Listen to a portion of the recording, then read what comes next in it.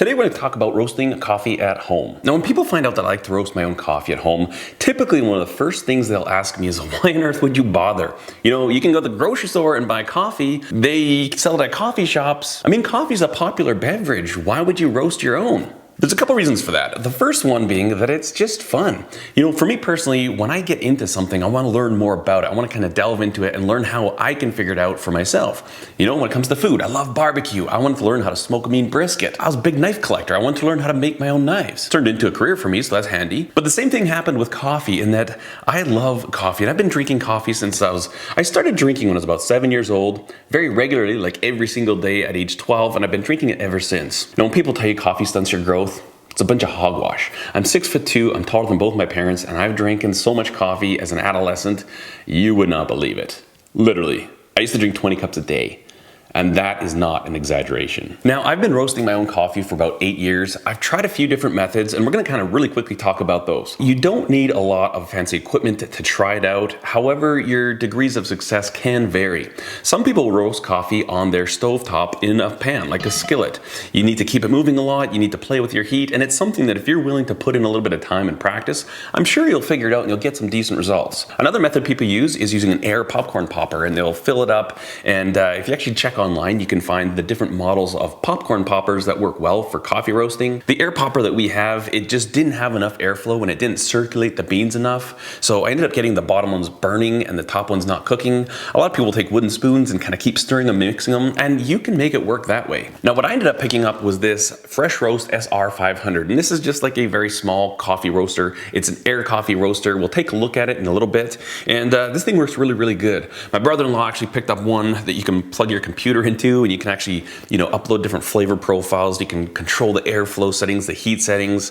It's next level for sure, but something like this shouldn't cost you more than about $200 American. I would say at the upper end. Unfortunately, this model has been discontinued. I do believe they're coming out with a new one within a couple weeks. I'll put some links in the description below. Full disclosure, I have no affiliation with any of these companies that I talk about. I'm just trying to provide some resources that might help you out. As far as getting green beans, I get my green beans from a place called greenbeanery.ca, and that is an incredible resource if you love coffee. They've got roasters, they've got green beans, they've got brewing machines, grinders, they've got everything you could ever want to nerd out on coffee. Woo! And it's a lot of fun. I like trying different beans, you know, roasting them differently. I'll take one little batch of beans and I'll try 2 or 3 different variations of roasts. Typically, I kind of like a medium to dark roast, depending on what I'm going to be using it for, whether it's primarily for espresso, for a latte or an Americano, or if I'm going to be doing like pour overs. You can kind of play with your own and kind of mix and match. And it's kind of fun. It's like learning to cook, and you can come up with your own preferences. If you like a certain roast like this, you can tailor your roasting to exactly what you want. Now, I will say that I do not believe that coffee roasting is cost effective or time effective, not by any stretch. It actually takes a fair bit of time. With this roaster, it's probably only going to make enough coffee for me to last about 3 days. And I haven't done the math, but I don't think it's that much cheaper to buy green coffee beans as opposed to ones that somebody else has already roasted. Now, if you're going to look at really high-end fresh roasted beans from a local roaster, I think it is cheaper to do it at home, but mostly for me, it's just about the fun of it. Now, a couple things to talk about. I always roast out in my garage.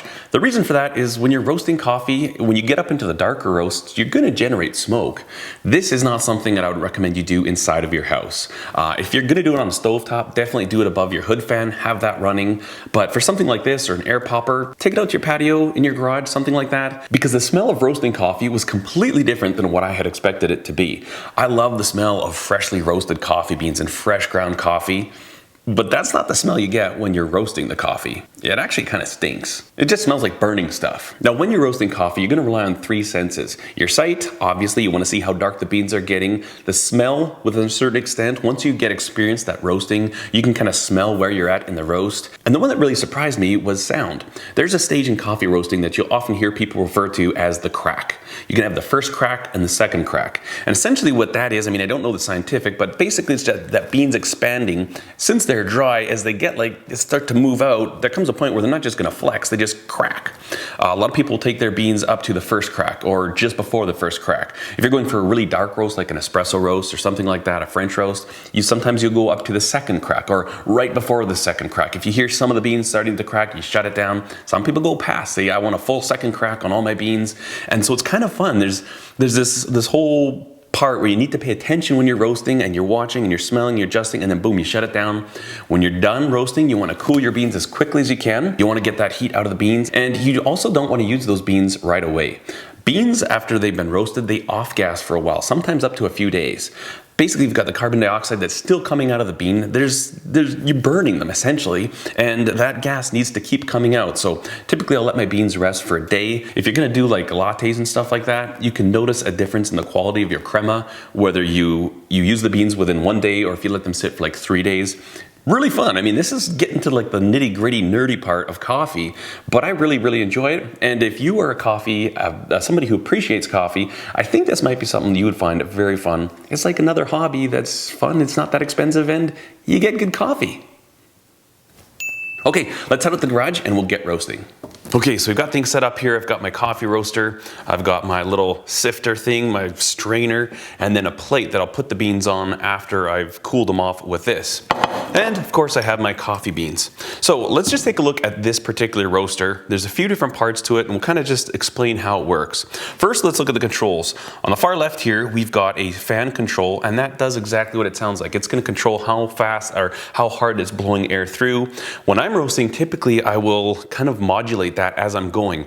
As the beans start to get darker, they expand and they kind of fluff more than when they're green still. So I usually use a lot of air to try and get as much heat evenly through there as I can. I want to keep the beans cycling, but as they get darker, I turn that down because I don't want them going too fast. If they're cranking in there way too fast, I've made the mistake of doing an entire roast and not adjusting my fan speed and I end up getting chipped beans, and that's not good. That's not what you want. I don't want to break those beans down until I grind them right before I brew. So while I'm roasting, I'm always adjusting my airflow. The second thing we have is a timer, and that's how long your roast is. Typically, I just jack it way up. I monitor it. I don't use these as like a manual setting where I can just kind of set it and walk away. I like to stay by the beans. I like to watch the roast and have complete control, manual control as it's roasting. So typically, I'll just jack my time up really high, and then once I want it to stop, I'll turn this button right here, and that's the cool. What that does is it shuts off the heat, and it just keeps the air flowing to kind of cool the beans, keep them circulating so we don't get any,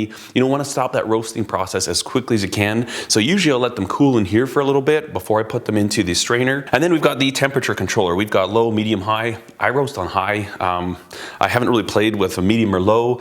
Again, I think the idea behind this is they want you to think that you can just set it and forget it, walk away and come back to roast the beans, use the timer. And I'm sure if you played around enough with it, you could, but my experience has just been far better if I sit here and watch it. The entire roasting process, I'm not sure, probably takes about 10 minutes. We'll take a look. By the time we're done this video, you'll know exactly how long it took me to roast these, and that's pretty much it. Now, as far as the chamber and stuff, there's a couple parts to that. So the first part obviously is the roasting chamber itself. This is where you put the beans, this is where the air comes up through, and this is a fairly small roasting chamber. I would enjoy having a slightly larger roasting chamber, but you know what, this works just great, and for the amount that I do it, I'm happy enough. I have no real complaints with this. Up here we've got, this is like the chaff collector, and when you start roasting, you're gonna get a lot of chaff, you know, little flaky things that come off the outside of the bean. This thing has holes in the middle of it. The air comes up through here, and then it's got this cap on it, and this has a mesh screen on the top. And so that allows the air to go through it, but it collects all the chaff and the little tiny particles that kind of come off during the roasting process. I always clean this out before I roast, make sure it's nice and clean. I don't want to get this clogged up. Sometimes I'll take compressed air and really clean it out well, but that's basically what this top section does. If you were to just roast like this, first of all, you'd have beans shooting out of here, and second of all, you'd have a lot of mess. And that is kind of what happens when you do the roasting with a air popper. A lot of times you'll have a big mess all over the place. There'll be chaff everywhere. It'll be in your hair, on your face, all over your work surface, and you lose beans too, and that's kind of breaks my heart to lose a bean. Now, another method they sell that you can roast is like a drum roaster, and they sell ones for home use that are basically like a mesh drum. You put your beans in there, and then you put your barbecue rotisserie through there, and you actually roast the beans on your barbecue. So it keeps them spinning, keeps them moving. That's the most critical part when you're roasting. You want to keep those beans moving, but instead of roasting a chicken, you're roasting coffee. That's awesome. If this thing ever died, I would really want to look at a drum type roaster just because you can roast a larger amount of coffee at a time. But that barbecue one, I mean, I don't have a regular barbecue. I've got a big ceramic grill, so that wouldn't work for me. But if you just kind of start doing some research, there's a lot of different options to how you can roast your own coffee at home. So with that all said, let's get to roasting. So what we're gonna do is we're gonna throw our beans in here. Usually I have a measuring spoon, but I kind of know roughly where to put it. One complaint a lot of people have with this roaster is that it's kind of topply. You need to be careful. And this plastic is actually kind of brittle. I've chipped a couple of the edges. I had a friend who had one of these and he like broke this part off. So they could have done a better job. Hopefully the new version that comes out is going to be a little bit better, but put about like that. One thing you're going to be really surprised is the volumetric expansion that these little beans have. It's really, really quite impressive. That should be good. I'll set my thing on here. Get ready for a smoke show.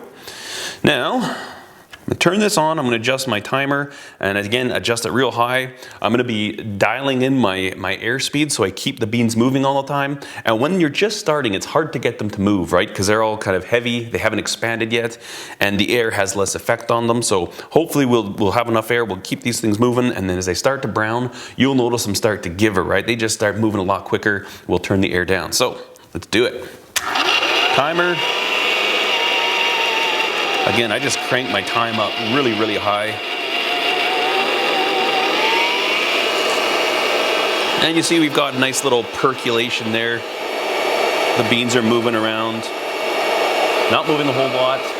That's about what you want. You want to keep them moving. And the idea is that they kind of come up through the middle and fall to the outsides, and they keep kind of recirculating in there. It works fairly good. I know some of the other models of home roasters actually have a better design. The bowl of the chamber is kind of rounded like this, but this one does work. So this might be a little bit quick. In the beginning, they're not that brittle, so I don't mind them kind of hopping around this much, but I'm gonna turn around a little bit. You even notice how much more they're moving already, and we haven't really gotten to it. What I'm really hoping you'll pick up is the crack, and I'm not entirely sure if you'll hear the crack, but I'll let you know when it happens. You can see we've already got a color change. We're starting to get a real light brown on the beans. Again, that's a good movement. You can see some of the beans are starting to darken up. You can see some of the beans are a little bit darker than others, so I want to maybe add a little more airflow because I want them all to be changing at the same time. I've got a couple that have started to get a little burnt on certain sides, so that's an indication to me that I need a little bit more airflow.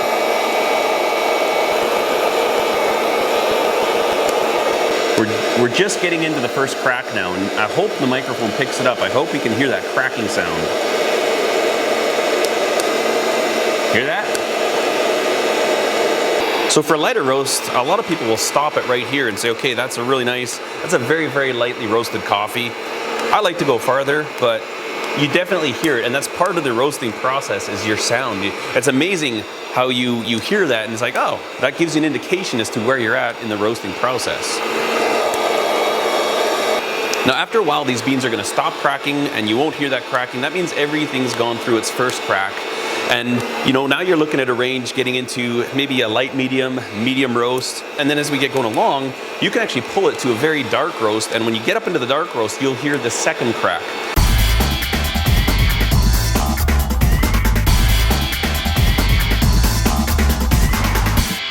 All right, I'm happy with where we're at there. We're into our second crack. I'm gonna hit the cool down button. It's gonna shut off the heat and just blow air to help cool these evenly. Then we'll pull them out and sift them off.